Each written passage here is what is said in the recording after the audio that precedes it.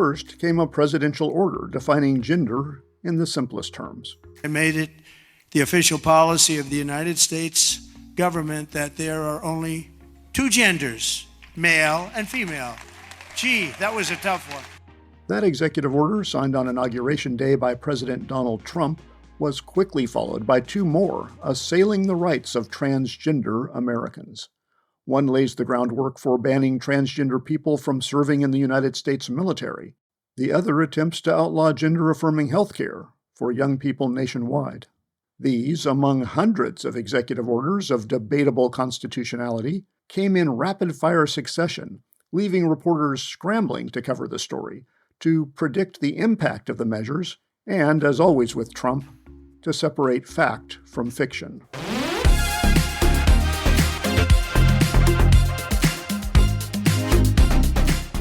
I'm David Hunt. In the news business, when a reporter dominates coverage of an issue or event, tapping the best sources and providing the most insightful analysis, we say they own the story. If anyone owns the story of the right's assault on transgender Americans, it's Erin Reed. I don't think many of us asked to be on the vanguard of this, but here we are. We're here, and we are building a world where future generations, I hope to God, don't have to fight this same fight. And as much as all the sound and fury from the top of the Oval Office is sort of raining down upon us, there are more people like me than ever before that are public, that are themselves. Reed isn't just one of a small group of queer journalists covering national politics. She's one of an even smaller subset of transgender journalists. As such, she's covering the political assault on her own rights, even her own existence, and providing that coverage in great detail and with great accuracy, employing a veteran reporter's unflinching scrutiny. In a line-by-line analysis of Trump's order banning trans people in the military, she wrote, "This marks a chilling and undeniable shift. The attacks on transgender people are no longer cloaked in the faux respectability of evidence, science, or protecting kids. They never truly were, but now even the pretense has been abandoned." Her daily reporting can be read on Substack, a subscription-based platform for independent journalists. Find her at erininthemorning.com, with Erin spelled E-R-I-N. On January 30th, Reed met with about 100 trans people and their allies on a Zoom call sponsored by the trans-led nonprofit GRACE, Gender Research Advisory Council and Education. What started as a review of anti-trans legislation soon turned into a strategy session and pep talk with GRACE board member Kathy Brennan.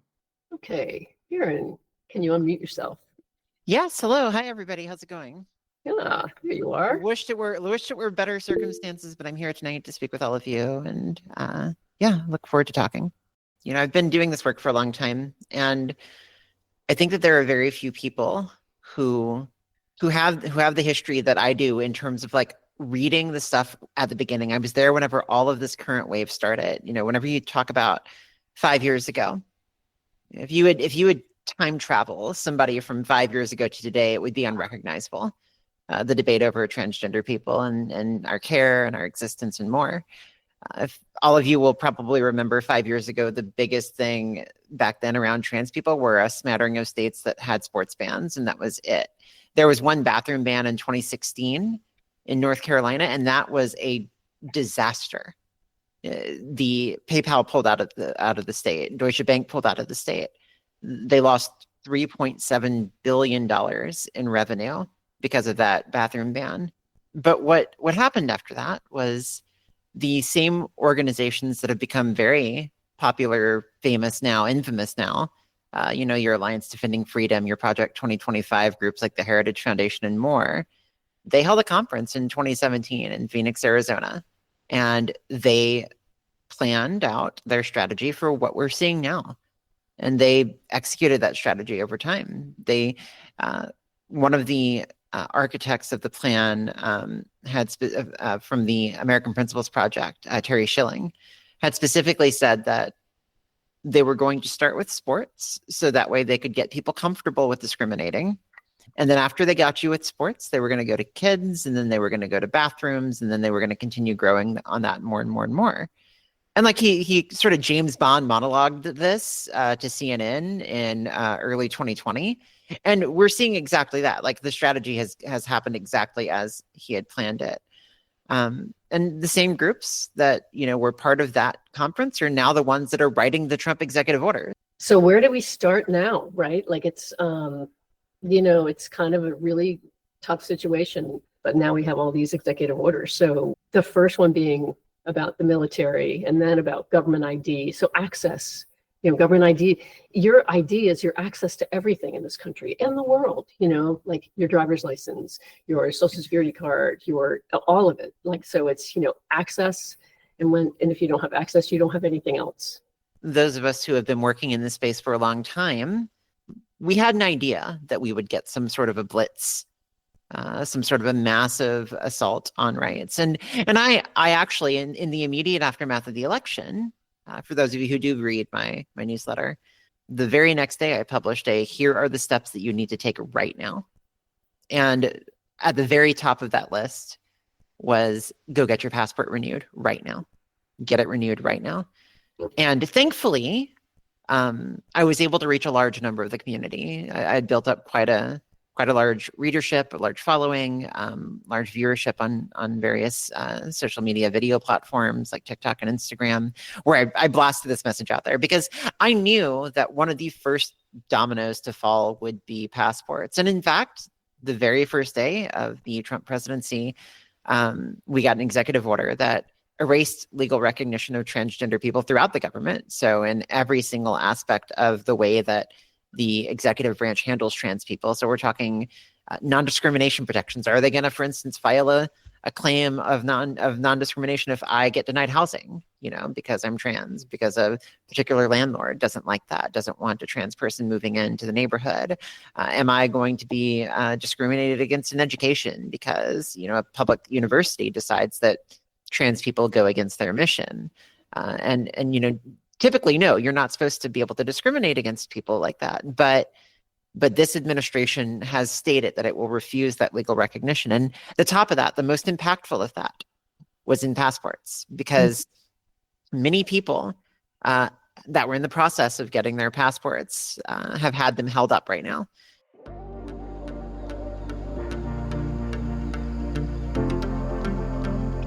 You're listening to This Way Out, the International LGBTQ Radio Magazine. I'm David Hunt.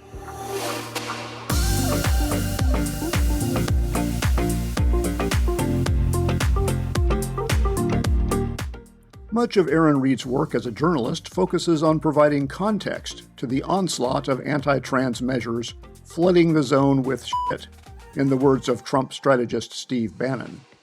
She said the culture war attacks don't represent the lived experiences of many trans and LGBTQ people. With all of the bad laws and all of the harmful things that they're doing at that level, on our legal documents and more, on a personal level, I've never felt more support in my entire life. Like, I've got more support than I ever have. I am myself in public every single day. I never get a second look. People talk to me about the things that I care about. I am a productive member of society. I am here. I have friends.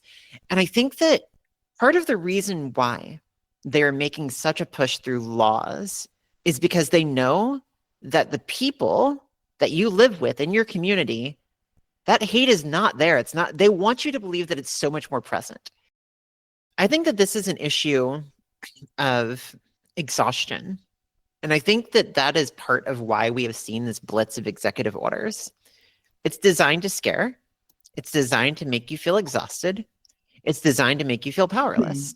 In a news analysis on her site, Reed explained how Trump's executive order defining gender could fundamentally reshape how laws, policies, and regulations are applied throughout federal agencies. The practical implications are enormous, she wrote. These definitions form the foundation of the rest of the executive orders, serving as a directive for every federal agency to reinterpret and enforce their policies through this narrow and reductive lens. For instance, the Department of Education could use this definition to exclude transgender women from Title IX protections, federal protections from sex discrimination enacted in 1972. In an analysis of the executive order banning gender-affirming care, Reed said the measure explicitly weaponizes the Department of Justice against transgender youth, their families, and their medical providers. The order defines gender-affirming care as mutilation, and then exploits that definition to claim that female genital mutilation laws apply to transgender care. The executive order wields every available lever of power, and even some Trump may not legally control, Reed reported.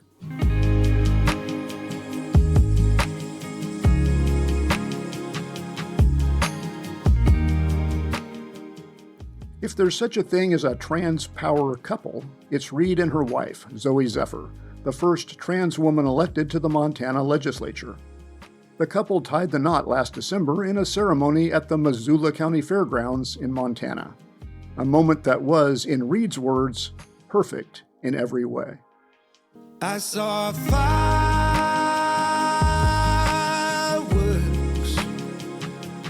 that day. In every way, I saw fireworks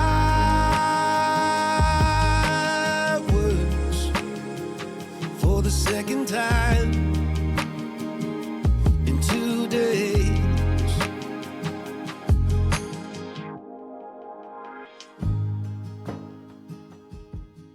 In April 2023, Zephyr was barred from her seat on the floor of the Montana House of Representatives after she shamed the Republican majority for voting to outlaw gender-affirming care for young people.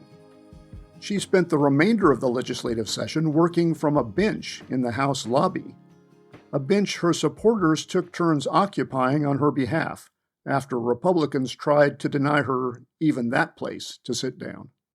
The GOP's petty tactics may have alienated some of their supporters, Reed explained.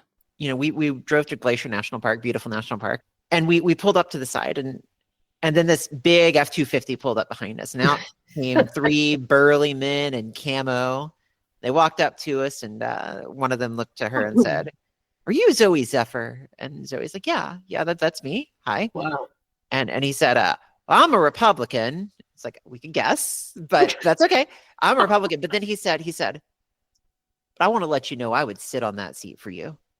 And he had such a visceral response to the idea that, like, she is a democratically elected person who is being silenced just for speaking words, just for saying her mind. Reed advised the trans people and their supporters on the Zoom call to focus on the things they can accomplish, the connections they can make, even in difficult times. I was a trans kid. I have this old GeoCities website in archive.org that you can look back from 2001. It has the old, like, GeoCities aesthetic with pink and black. And it was me, and it was my space, and it had my name on it. And I was 12 years old. I was living in conservative Louisiana, south in the swamps. I'm from the Bayou Lafourche, an hour south of New Orleans. And it was impossible for people like me back then. Impossible. There was no hope at all. And I worked really hard to find the spaces where I could be myself. Sometimes it was just in friend groups or online, but I kept that part of myself alive. And I will say that, like, it was hard, and I suffered for it, and people will suffer for it. Kids are going to suffer, and we have to make peace with that. Like, that's going to happen now. But I made it. And, like, my biggest message, number one, to these kids is just hold on. Like, hang on, stay with us, because we are working on building a world that is going to love you, that is going to be better for you. And that's my message to the kids, to the parents. There are practical pieces of advice that I always give. Yep. I do think that we are at a point to where, like, if you can go to a place where your rights are going to be more protected, it's probably important to do that. Yeah. Or at the very least, find a way to get to those spaces. And, being a supportive parent is, in and of itself, way more than most kids ever get. I didn't have supportive parents growing up, and, like, most kids don't today even. And so just doing that, just using their name, using their pronouns, like, helping understand who they are, that is half the fight.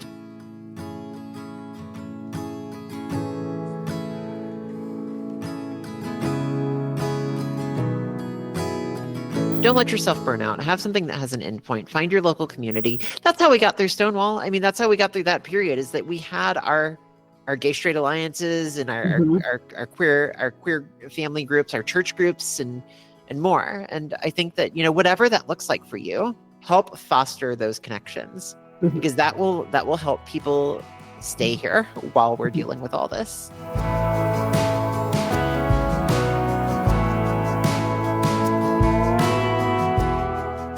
I'd like to thank Grace Executive Director Elena Kupek, Board Member Kathy Brennan, and journalist Aaron Reed for organizing this discussion of the assault on transgender rights by the Trump administration. Find links to their websites at thiswayout.org. For This Way Out, I'm David Hunt. To the river we go. Leave our worries on the shore and drift away. On the river we know. Sometimes the perfect words are never said.